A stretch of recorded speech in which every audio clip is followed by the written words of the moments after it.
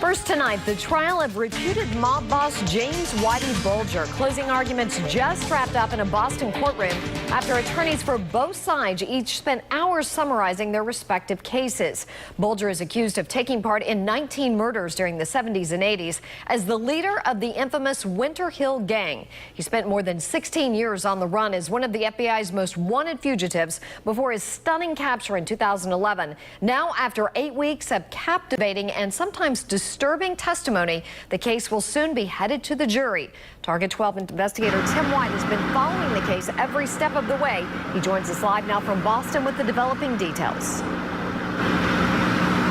Closing arguments totaled more than 6 hours here at Boston's federal court for both sides, the government and the defense. The defense attorneys used most of their time to poke holes in the credibility of the witnesses called by the government. They called them liars and said that their testimony was bought by prosecutors.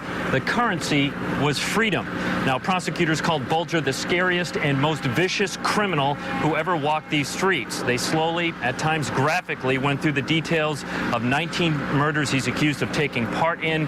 Bulger, of course, has pleaded not guilty. Now, the government says jurors don't have to think Bulger actually pulled the trigger on all of them, but rather he was part of a conspiracy that took part in those murders. The government said Bulger was no Robin Hood and was responsible for moving drugs into South Boston.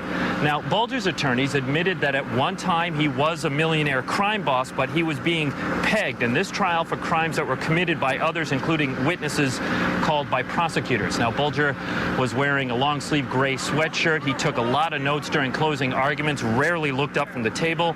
These arguments mark the end of a trial that has gone for several months. It was expected to go into September, but Bulger told the judge last week that he was not going to testify, and that moved things at a faster pace.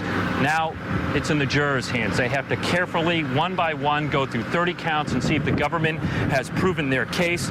The judge will give jury instructions tomorrow, then deliberations begin. New at 6 o'clock, you're going to hear from family members of victims, their reaction to today's closing arguments. Live in Boston with the Target 12 investigators, Tim White, Eyewitness News.